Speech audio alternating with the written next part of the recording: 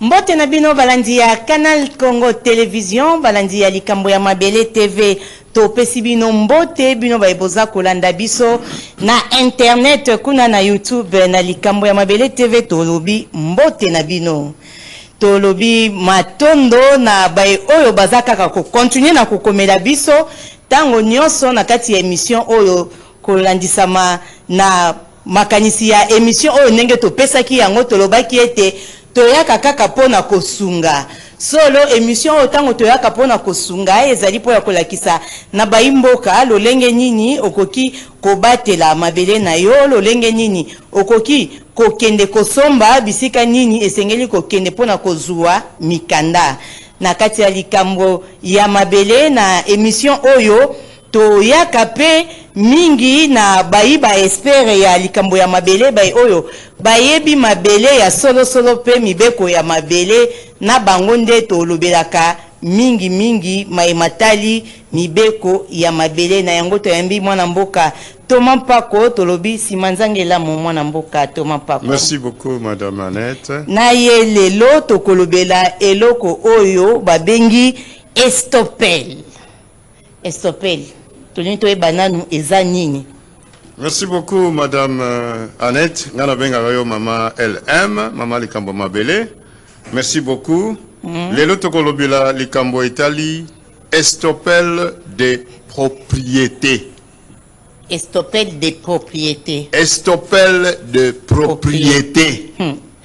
Tozoaka ba mwasika o lisuto ekelo kwa sika estopel de propriété. Estopel de propriété. Ba oyo bazolanda biso soki nako épelé kombo ango estopel, c'est-à-dire eza E-S-T-O-P, donc P-P-E-L. L nasuka. E-L nasuka. Estopel de propriété. Ok. Nalobi propriété, mais nalobi propriété. Obisi to lobi la gaga likambo tali mabele. Donc mabele na kolo na yango. Propriété elakisi kolo ya mabele. Merci beaucoup maman LM pour compléter ngai. Alors, estopel de propriété et din kolobanini. Estopel de propriété, bolimbisangai ko sangisa moi français mouké. Estopel de propriété ezali principe juridique. Ezali principe juridique oyo ezali ko pekisa. Mutu nyonso a se contredire na maloba na ye.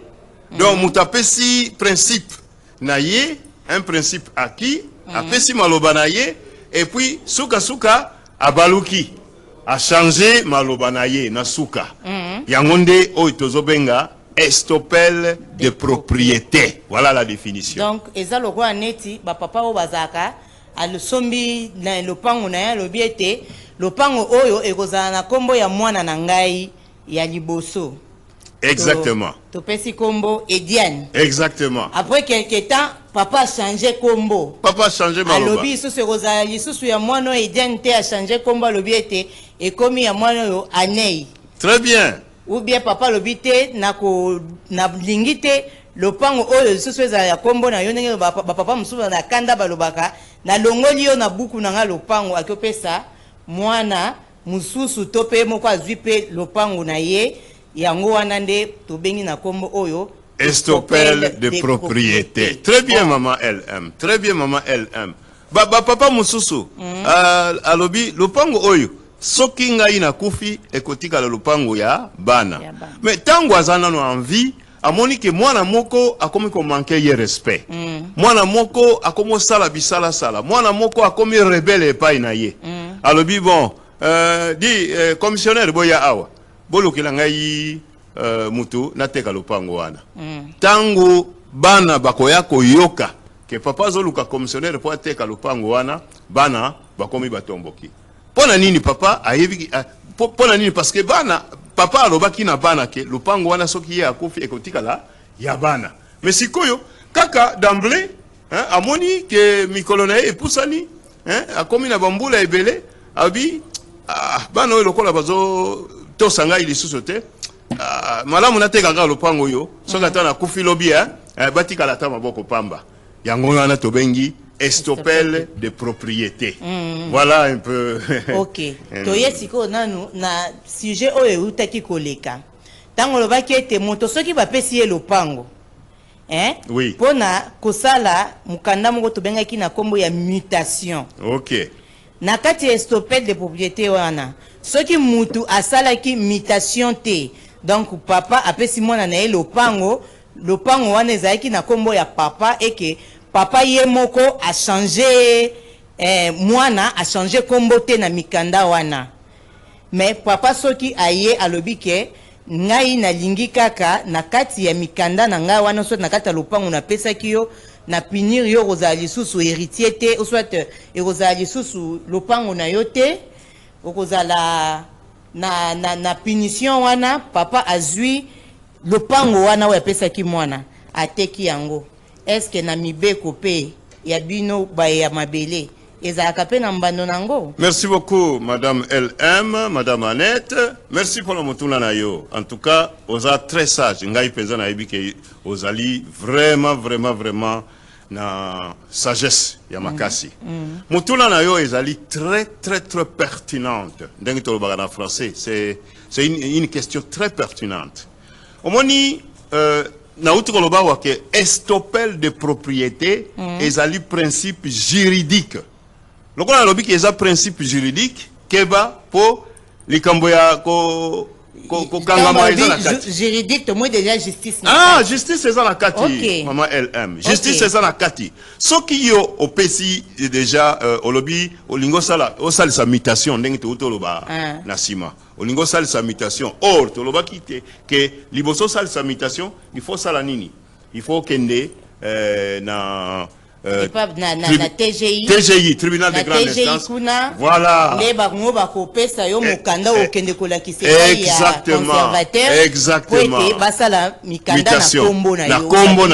Exactement. Exactement. Okay. Madame Annette, merci beaucoup pour la mutuna. Vraiment, nazomona ke émission ezo landama na ndenge biso tolobaka de manière pédagogique. Ezo landama na ndenge ya pédagogie. Nazo senga na ba étudiant ya droit. Droit foncier et notariat. Bolanda biso malamu parce que mituna oyo na émission oyo etalinde bino. Ezali cours ya droit civil le bien.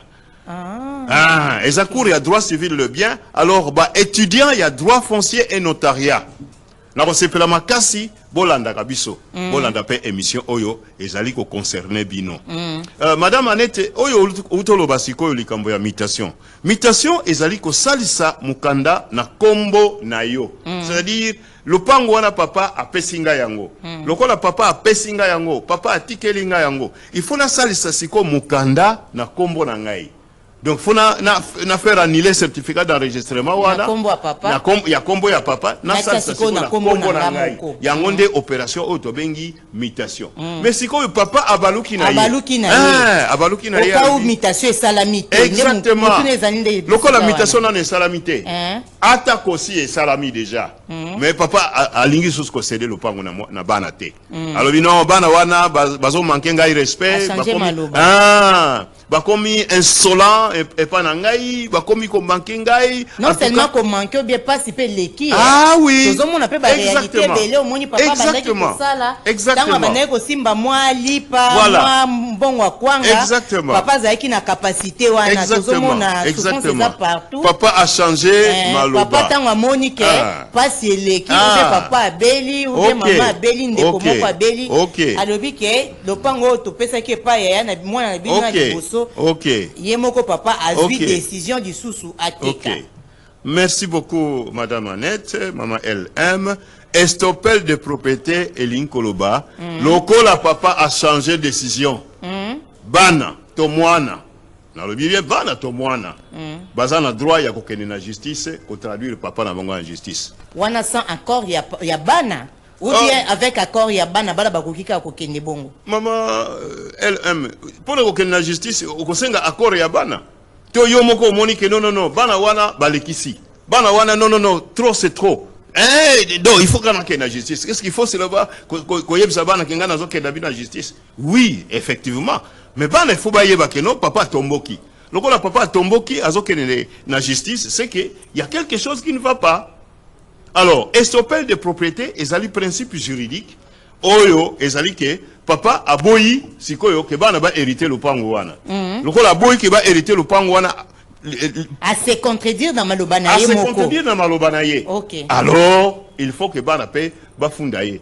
Parce que, na ba pays, ezaka kapo na ba pays, étranger hein bisope awa na RDC bana pe ba komi ko funda pe ba bote na bango bana pe ba bon naibi ke likambo neza c'est vrai mais maman elle aime en tout cas principe le kola eza principe ici lobami eza principe ici na mibeko bongo alors esengeli kotosa mibeko wana tango pesi promesse na bana que par exemple ndakisa ya mwana moko papa a salela ye ferme papa sala ferme mwana wana azo sala na ferme wana asali ba mbula ebele na kati ya ferme wana c'est-à-dire papa koloba na mwana ke en tout cas mokolo oyo ngana kozala lisusu te yonde mutu ko gérer ferme oyo mais ekoma kaka mbala moko moi incompréhension moko esalami papa alobi non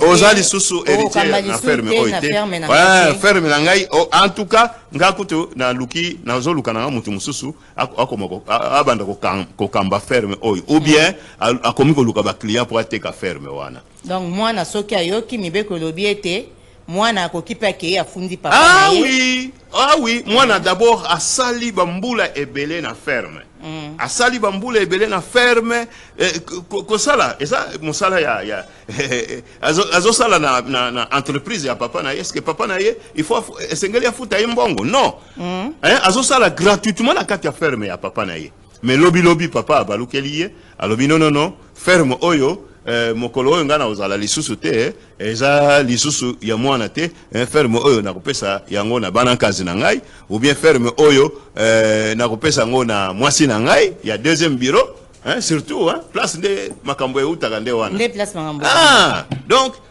mwana asali bakasi kosala na ferme ya papa na ye mais suka papa atombokeli mwana alobi ferme wana soki ata akufi ekokoma ya deuxième bureau kuna nde makambo ebandaka solo mwana mboka Thomas Mpako toyoki yo na bokebi bonso baye mingi batunaka mama likambo ya mabele makambo yo lobaka eutaka wapi makambo na lobaka eutaka kaka na numero oyo ya telefone totie bayi balandaka émission oyo baka ezali ebele bazali na ba problème baza kozwa ba solution te oromona ba poser nga problème nga na place na répondre bango ngai na kenda koluka bayi ba expert o baye baka likambo yango to sololi to eto memeli bino na télévision parce que likambo oyo ezaka ka yoko toucher yo moko te mais ezali pe na bayi oyo ebi na kosimba bango to monaka papa pa changer na ye makanisi to pe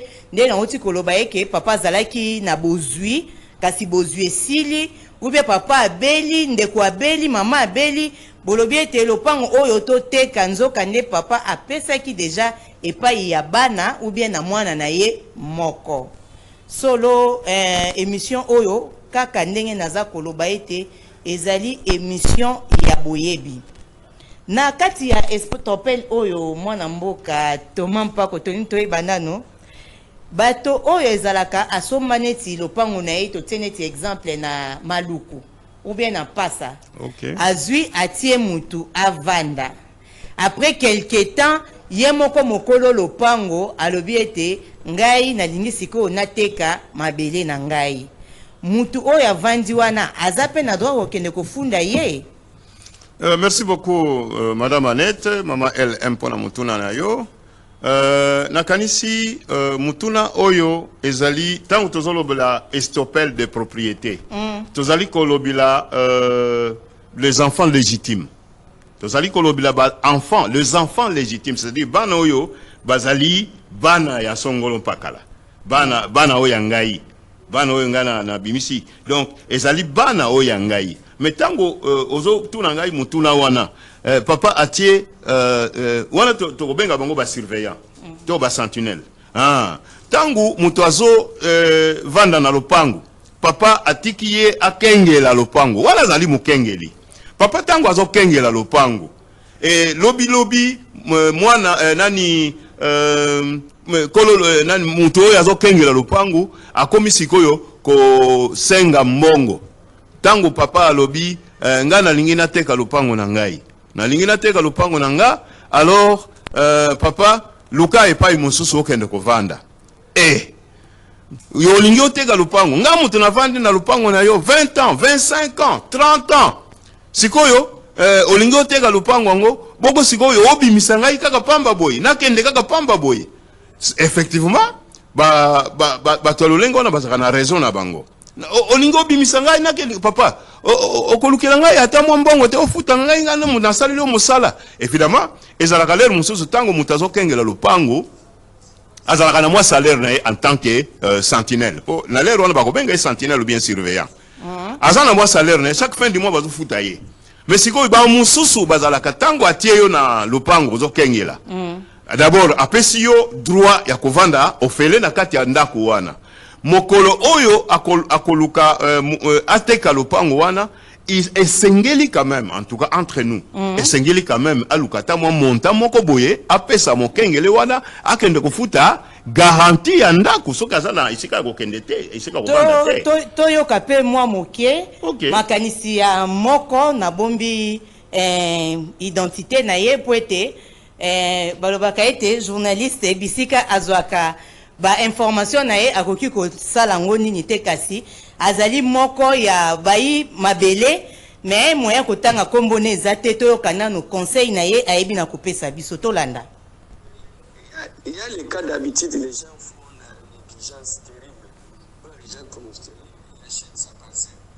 Après sa parcelle au niveau de Maloko, il s'est encore reculé à ce moment-ci.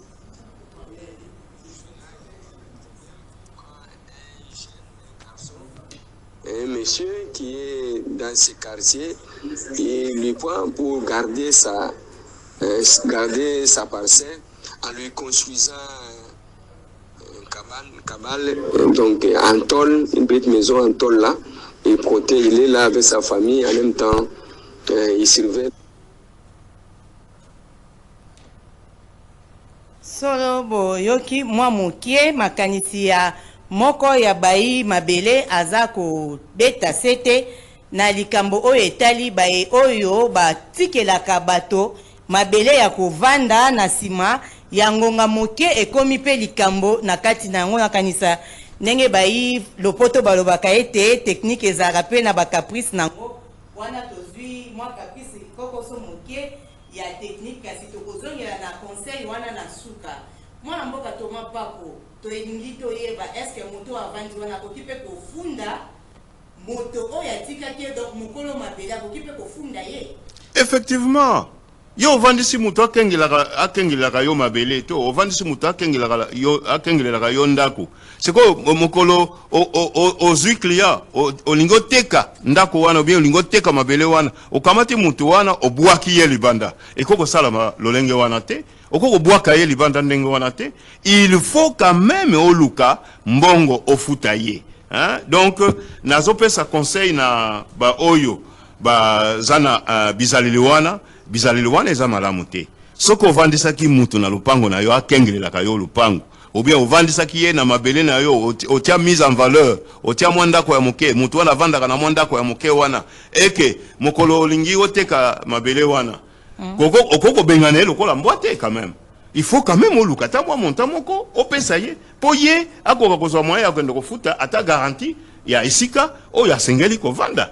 Donc ça se fait au moins comme ça. C'est comme ça que ça se passe, Madame Annette. Tozongela kaka na kati ya voice wana naza ko insister parce que ye pazali moko ya yi mabele ye paza ko pesa makanisi na ye tolanda. Bonjour madame, il y a les cas d'habitude, les gens font la négligence terrible. Pour les gens comme je te dis, il achète sa parcelle, il appelle sa parcelle au niveau de Kinkolo ou bien Maloko, il s'est encore reculé à ce moment-ci. Et maintenant, le problème, il prend un jeune, un garçon, un monsieur qui est dans ce quartier, et il lui prend pour garder en lui construisant cabane, donc en tôle, une petite maison en tôle là, et il est là avec sa famille, en même temps, il surveille la parcelle, et les messieurs essaient de planter les maniocs, les feuilles de manioc, et ainsi de suite, et tout ça. Et c'est à lui qui doit, le monsieur là est obligé de lui donner des renseignements parfois, chaque jour, après une semaine, s'il y a des menaces avec les voisins, et ainsi de suite. Et ce monsieur peut se retrouver même pendant 5 ans, 4 ans dans la parcelle, sans, avec cette obligation-là, cette tâche-là de lui aider. Dans ces cas-là, qu'est-ce que ces gens-là viennent parfois, ils sont risés, ils sont là, vous ne le payez pas. Vous ne le payez pas. Bon, dans ces cas-là, les messieurs doivent se situer comme la sentinelle. Il doit prendre la justice. Quand vous viendrez maintenant que non, l'on vous sortir à ma parcelle, non, je viens de faire 5 ans dans ta parcelle, 10 ans dans la parcelle. Vous ne me payez pas, alors je suis considéré comme une sentinelle, alors vous êtes obligé de me payer. Alors s'il faut le payer maintenant, il faut calculer par mois, si c'est moins de $50 par mois comme une sentinelle, vous multipliez par nombre de mois, et le nombre de mois de l'an, multiplié par 12 et multiplié par le nombre des années qu'il a passé là-bas, vous trouverez que non, c'est beaucoup d'argent et parfois vous arrivez à lui céder un tiers. Le tribunal peut dire, le parquet peut vous imposer de lui donner un tiers de la parcelle parce qu'il a occupé ta parcelle, il est resté dans ta parcelle plus de 10 ans, plus de 15 ans même, sans lui payer. Les conséquences. C'est pourquoi nous conseillons des gens, quand vous mettez quelqu'un, il faut acheter un cahier un cahier même de locataire, de contrat de bail en tant que de locataire, et il vous paie même un sac de ciment par mois. Il vous paie un sac de ciment, il est là comme votre locataire. Il vous paie même un sac de ciment le mois, si c'est beaucoup, même demi-sac de ciment, quelque chose de constant, il vous plaît. Et vous allez chaque fois aller, comme il est là, par exemple, les 5, il faut lui rappeler que vous allez passer le samedi pour aller récupérer les demi-sacs de ciment qui... Solo toyoki makanisi ya moko ya bayi mabele ye ayebi na kosunga biso apesi conseil boye. Baye oyo bozaka osomanda kona yo eza na kinkole eza bisika wapi otia mutu. Solola na mutu wana tia mwa valeur moko ya moke. Ata na valeur ya pesi kuta tasaki ya ciment, ata na katikata ata un quart.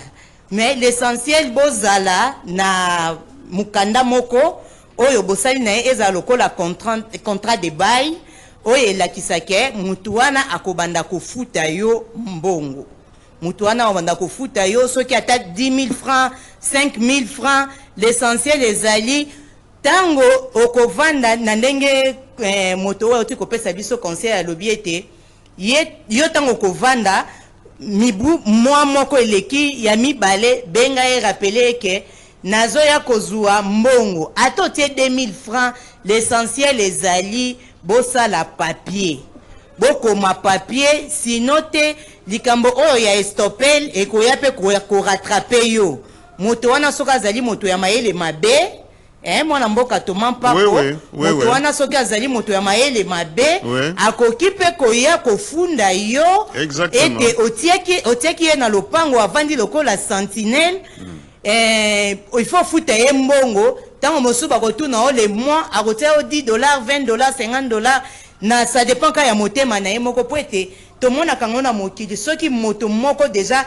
aza na makanisi ya mabe bayi lopoto babaka ruse wana ekobanda kokoba kati na ye kino akoluka a détruire yo okomona pe okoperdre mabele na yo lolenge na bakaka ete oyo ezali émission ya boyebi soki olandi yango epesi yo pe makanisi na kati ya émission oyo oyebi na kolanda wana toyebisi bayi oyo batikelaka bato mabele bayeba na kovanda mwana mboka toma mpako tolingi tokende penza na lombango na suka opesa conseil pona baye oyo bazana ka oyo ya estopel.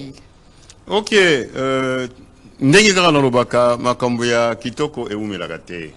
Sikoyo il fallait tolobela ba éléments essentiels, hein, 3 éléments essentiels pour que Estopel les a la reconnu. Parce que tango opesi bana Estopel de propriété, ba principe est basé sur 3 éléments essentiels.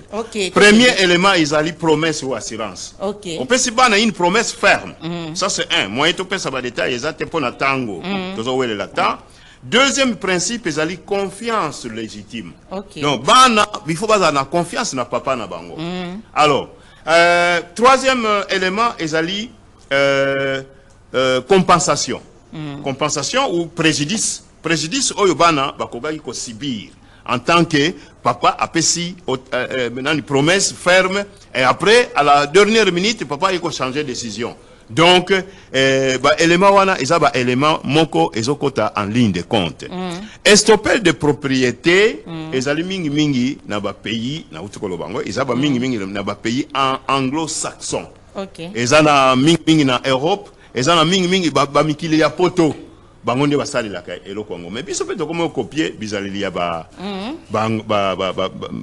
évolution ya monde biso peut comme Holanda mais il faut to ebake eza na kati ya mibeko maman LM na peso exemple ya muke parce que tant ils ont mukuse mwana oya biso ya RDC soki papa na ya na mbongo alinko futule Minerval na classe T eloko nini ko boyela mwana wana mwana azana mbongo papa azana mbongo mais alinko futela mwana ne classité Minerval à moins que peut-être papa azana la possibilité mais mwana avandi na ndako azo chômer mais papa ne azana ba moyen alinko futele Minerval na classité normalement na mikidi ya poto mwana wana ako traduire papa ne na justice ako funda ye mais voilà papa ngala naza mwana na ye malinko futela botu na ye pona nini alinko futela Minerval na classité. Je dis bien ba papa oyo bazana ba possibilité. Mais ba boy ko futela bana. Ba boy ko futela bana na bango Minerval na classe. Wana pesa peka Estopel to ko Estopel na cadre mususu. Na cadre mususu. OK. Et ça Estopel de propriété, Estopel c'est quoi na cadre mususu. Voilà. OK. Donc c'est un peu ça. Alors na yebité. Basuka. Liloba ya suka. Télévisé zangonga. Ta ekomi kokene mbangu. Alors liloba ya suka yangoyo. Il est formellement interdit, il est formellement interdit à se contredire par rapport aux décisions prises au détriment des enfants ou de l'enfant.